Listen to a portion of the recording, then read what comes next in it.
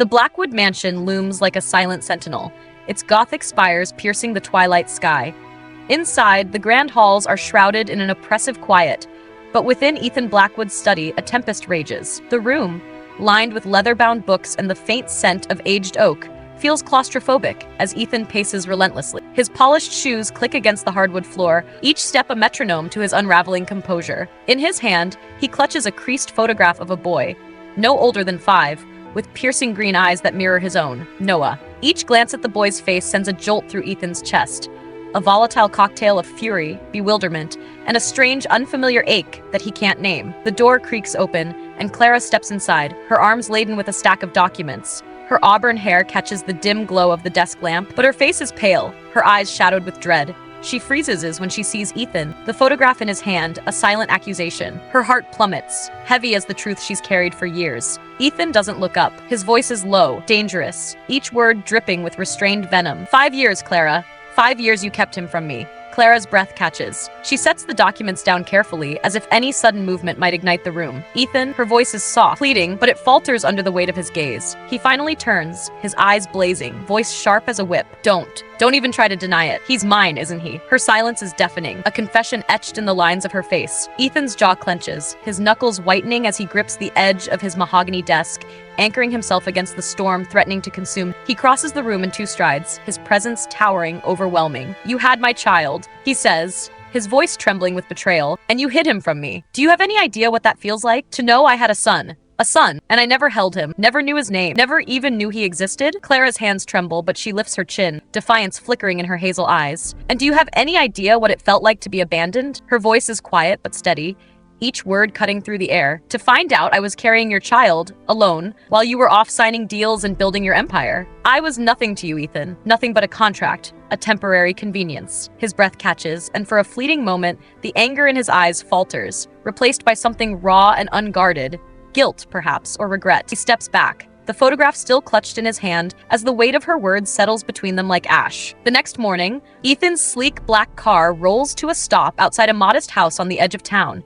Its white picket fence and blooming garden, a stark contrast to the cold grandeur of the Blackwood estate. Clara's parents, Margaret and Thomas, live here with Noah, their grandson, in a world far removed from Ethan's. The air is crisp, carrying the scent of fresh-cut grass, but Ethan's heart pounds as he approaches the door. He's a man accustomed to boardrooms and power plays. Yet this simple act, knocking on a door, feels like stepping into a battlefield. Margaret opens the door, her face tightening with surprise and suspicion. Before she can speak, a small figure darts past her, a boy with tousled dark hair and those unmistakable green eyes. Noah. He skids to a stop, tilting his head with unguarded curiosity. "Are you Mommy's friend?" he asks, his voice bright and unguarded. "You look like me." The words strike Ethan like a physical blow, piercing through years of detachment. He crouches to Noah's level, his tailored suit creasing as he meets the boy's gaze. His voice softens, a warmth he didn't know he possessed seeping through. "Maybe I am," he says, a faint smile tugging at his lips. "Do you like soccer?" Noah's face lights up, his grin wide and infectious. "Yeah, Mommy plays with me sometimes, but she's not very good." He giggles, and Ethan's chest tightens, a pang of longing for all the moments he's missed. The moment shatters as Clara's car screeches into the driveway. She leaps out, breathless and furious, her eyes blazing as she storms toward them. "Ethan, what are you doing here?" Her voice is a mix of panic and outrage. "You can't just show up like this." Ethan rises, his expression hardening but controlled. "He's my son, Clara. You can't keep me away from him." Clara steps between Ethan and Noah, her body a protective shield. "I kept him safe," she snaps, her voice trembling with conviction. "Safe from your coldness, your ambition, your world. He doesn't need your name or your money. He needs love." Ethan steps closer, his voice low but unyielding. "I'm his father, Clara. You don't get to decide I'm a danger to him just because you were hurt. I deserve a chance to know him." Margaret and Thomas watch from the porch, their faces etched with worry. Noah clings to Clara's hand, his wide eyes darting between the adults, sensing the unspoken storm brewing around him. The air crackles with tension, a fragile truce teetering on the edge of collapse. Meanwhile, in the glittering world of the Blackwood Empire, Madeline Weaver is weaving a web of her own. A cunning socialite with a vendetta against Clara, she's never forgiven her for winning Ethan's heart, however briefly. In a calculated move, Madeline leaks carefully curated photos of Clara and Noah to the press, accompanied by a damning narrative. Clara, the disgraced wife, hid an illegitimate child from the powerful Blackwood family. The headlines erupt like wildfire. Blackwood CEO's wife conceals secret son. Scandal rocks Blackwood dynasty. The tabloids feast on the story, splashing Noah's innocent face across front pages. At the Blackwood Enterprises headquarters, Ethan is ambushed by a swarm of reporters as he steps out of his car,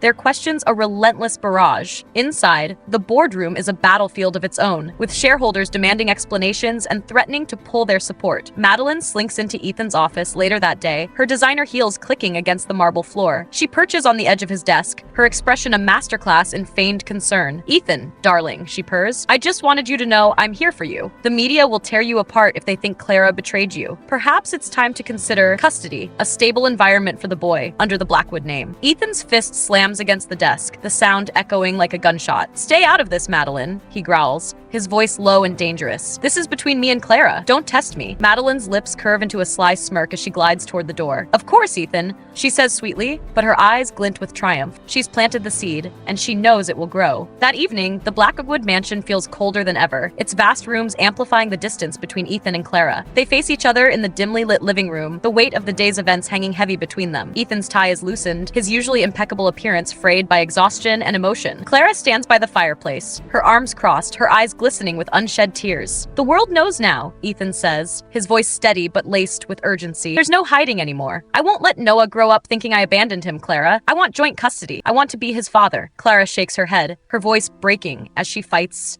to keep her composure. "No, Ethan. You don't know him. You don't know his favorite bedtime story is The Little Prince, or how he hides peas under his plate because he hates them, or the way his laugh lights up a room when you tickle him just right. You don't get to walk into his life now and claim him like he's a prize." Ethan's face softens, his voice cracking with a vulnerability he rarely shows. "I missed all of it because of us," he says, his eyes searching hers. "Because I was too proud, too blind, too consumed by this empire I built to see what I was losing. Don't punish Noah for my mistakes, Clara. Don't punish him for what we both did wrong." The words cut deep, slicing through Clara's defenses. Her fear is a living thing, coiling around her heart. Fear of losing Noah, fear of Ethan's world swallowing him whole. "If you try to take him from me," she says, her voice trembling but resolute, "I'll fight you with everything I have. I'll burn your empire to the ground if I have to." They stand inches apart, two fractured souls bound by a shared past and a child who holds their future. The fire crackles in the background, its warmth a cruel contrast to the chill between them. As their voices rise, a small sound cuts through the tension, a soft, curious voice drifting from the hallway. "Mommy, is he my dad?" The world seems to freeze. Ethan and Clara turn, their eyes locking in a moment of shared panic and vulnerability. Noah stands in the doorway, his pajamas slightly too big, his green eyes wide with innocent curiosity. The photograph in Ethan's hand feels heavier now, a tangible link to the boy who holds both their hearts. Clara's breath catches, her hand flying to her mouth. Ethan's face softens, his anger and resolve melting in the face of his son's question. Their secrets, so carefully guarded, lie exposed before the one person who matters most. His expression a mix of hope and confusion, the weight of his question hanging in the air like a blade poised to fall. Ethan takes a hesitant step forward, his heart pounding, while Clara's eyes brim with tears, torn between protecting her son and confronting the truth. The air thick with the weight of Noah's innocent question. "Mommy, is he my dad?" The words hang like shards of shattered glass, glinting with the sharp edges of truth. The soft glow of a single lamp casts long shadows across the room. Clara drops to her knees, her heart pounding like a war drum. She takes Noah's tiny hands in hers, their warmth grounding her against the storm raging inside. Her voice is gentle but strained, as if each word is a delicate thread holding her together. "Sweetheart," she says, her hazel eyes searching his. "Remember how Mommy said some answers take time? We'll talk about this soon, okay? I promise." But Noah's wide green eyes, Ethan's eyes, remain fixed on the man standing behind her. There's no fear in the boy's gaze, only a child's unguarded curiosity, and it pierces Ethan's carefully constructed armor. He crouches to Noah's level, his tailored suit creasing, his throat tightening with a vulnerability he's never allowed himself to feel. "Yes, Noah," he says, his voice soft but unwavering. "I'm your dad, and I should have been here sooner. I'm sorry." Clara's breath catches, a sharp intake that betrays her turmoil. Tears prick at her eyes, but she blinks them back, pulling Noah into her arms. "Bedtime now," she murmurs, her voice trembling. Noah nods, sensing the undercurrent of tension, and allows Clara's mother, Margaret, to lead him upstairs, his small footsteps fading into the quiet. When Clara turns back, Ethan is still there, even if his broad shoulders slumped under the weight of his confession. His eyes, usually sharp with authority, are raw with something new. Regret, perhaps, or a desperate need to make things right. "He deserves to know me, Clara," he says, his voice low but resolute. "I won't disappear again, not from him." Clara's hands clench at her sides, her heart torn between fear and the faint flicker of hope she dares not acknowledge. The room feels smaller now, the walls closing in on a truth neither can escape. By morning, the world has caught fire. Paparazzi swarm the Hayes quiet street, their cameras flashing like vultures circling a fresh wound. Tabloid headlines scream across newsstands and social media. "Blackwood scandal, secret son revealed. Who is the real Mrs. Blackwood?" Blackwood. The grainy photos of Clara and Noah, stolen moments from their private life, are plastered everywhere, each one a violation of their sanctuary. At Blackwood Enterprises' towering headquarters, Ethan strides through the glass-walled boardroom, his face a mask of controlled fury. The board members, a collection of stern faces in expensive suits, are in an uproar, their voices overlapping in a cacophony of demands. "This makes us look unstable," snaps Evelyn Carter, a silver-haired board member with a penchant for cutting deals. "Investors are pulling out. The stock's taken a hit. We need damage control, Ethan. Now." Another board member, Richard Holt, leans forward, his tone colder. "Is the child even yours? We need a DNA test to protect the company's reputation. The Blackwood name can't afford this kind of ambiguity." Ethan's jaw tightens, his hands gripping the edge of the polished table. "No tests," he says, his voice a low growl that silences the room. "He's my son. That's the end of it." His words are final, but the board's skeptical glances linger, a reminder of the empire he's fighting to protect and the son he's only just begun to know. Outside the Hayes home, Clara is a prisoner in her own life. Reporters crowd the front lawn, their shouted questions a relentless assault. "Mrs. Blackwood, why did you hide the child? Is it someone else's? Are you after Ethan's fortune?" The words cut like knives, each one twisting deeper into Clara's resolve. She shields Noah as they hurry from the car to the house, her arms a protective barrier against the flashing cameras. Inside, her father, Thomas, watches from the window, his weathered face etched with helplessness. "Clara," he says, his voice heavy with concern, "you can't fight this alone. Ethan's powerful, and the media's tearing you apart. They're painting you as the villain." Clara sinks onto the couch, her hands trembling as she buries her face in them. "I didn't want his world to touch Noah," she whispers, her voice breaking. "I kept him safe from Ethan's coldness, from the Blackwood name, from all of it, and now they're destroying us." Her phone buzzes, shattering the moment. A single message from Ethan lights up the screen. "Meet me. We need to talk custody." The words are a punch to her gut, reigniting her fear and fury. She stares at the screen, her heart a battlefield of love for her son and dread of the man who could take him away. Ethan's penthouse is a fortress of glass and steel, its floor-to-ceiling windows offering a panoramic view of the city's glittering skyline. But inside, the air is charged with tension. As Clara storms through the door, her eyes blazing like a gathering storm. "How dare you drag our son into your spotlight?" she snaps, her voice trembling with righteous anger. "This is your world, Ethan. Your chaos, not his." Ethan stands by the window, his silhouette sharp against the city lights. "I didn't leak anything," he says, his tone calm but firm. "Someone else did. Someone who wants to hurt us both. But now that the truth is out, the world won't let go, and neither will I." He steps closer, his presence commanding but no longer cold. "I want to be in Noah's life, Clara. I want to be his father, and if you refuse, I'll go to court." Clara's fists clench, her nails biting into her palms. "You think you can throw money and lawyers at me?" she says, her voice rising. "Noah's not your trophy, Ethan. He's my son. I was there for every fever, every scraped knee, every night he cried himself to sleep. Where were you? Building your empire, ignoring me, ignoring us." Ethan's face flickers with pain, a rare crack in his stoic facade. "And I wasn't there," he admits, his voice raw. "That's my punishment, Clara. I live with that every day, but don't make Noah pay for my mistakes. He deserves a father." Clara blinks, caught off guard by the honesty in his words, but her fear is a living thing, coiling tighter around her heart. "I won't let you take him," she says, her voice trembling but resolute. "Not after everything. I'll fight you with every breath I have." They stand inches apart, the space between them crackling with unspoken wounds and a shared love for the boy who binds them. Meanwhile, Madeline Weaver moves like a predator in the shadows. From her sleek office overlooking the city, she feeds the press a steady stream of anonymous tips, each one a carefully crafted lie designed to unravel Clara's life. To a reporter, she purrs, "The Blackwood name deserves better than this scandal. Some secrets can ruin an empire, and the woman who keeps them. Her motive is as clear as it is ruthless. Destroy Clara's reputation, and Ethan and his vast empire will fall back into her grasp." She spent years coveting the Blackwood name, and now, with Noah as her weapon, she sees her chance. As she hangs up the phone, her lips curve into a triumphant smile, but her eyes are cold, calculating. Later that week, Ethan returns to the Hayes home, this time without the trappings of his wealth or power. He stands on the porch, holding a worn soccer ball, his usual air of authority replaced by something softer, almost hesitant. Clara opens the door, her arms folded, her expression wary. "I know you're scared," Ethan says, his voice low and earnest. "I don't blame you. But let me try, Clara. Just 1 hour with him. No press, no boardroom, no deals. Just me and Noah." Clara hesitates, her heart a tug of war between fear and the faint memory of the man Ethan used to be. Something in his eyes, a softness she hasn't seen in years, makes her pause. She steps aside, nodding silently. From the porch, they watch as Noah kicks the soccer ball across the yard, his laughter bright and unrestrained. Ethan joins him, his movements awkward at first, but growing steadier as Noah's joy pulls him in. For a fleeting moment, there's no tension, no past, just a father and son finding each other in the simple act of play. Clara's heart aches as she watches, torn between the warmth of the scene and the fear that it's all a performance. Could she trust this version of Ethan?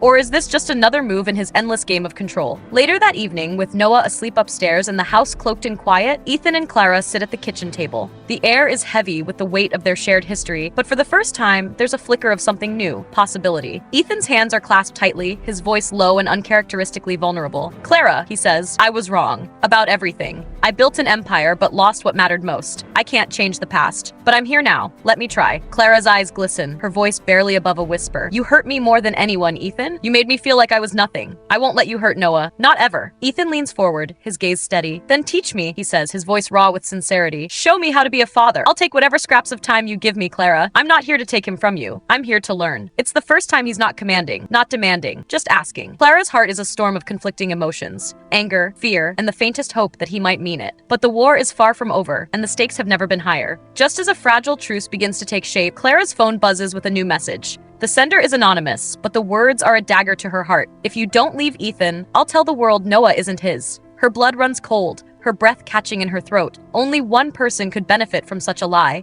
Madeline, the woman who's been pulling strings from the shadows, weaving a web to trap Clara and claim Ethan for herself. Clara's eyes narrow, her face hardening with resolve. She clutches the phone, her mind racing. This isn't just a fight for Noah anymore. It's a fight for their truth, their family, their future.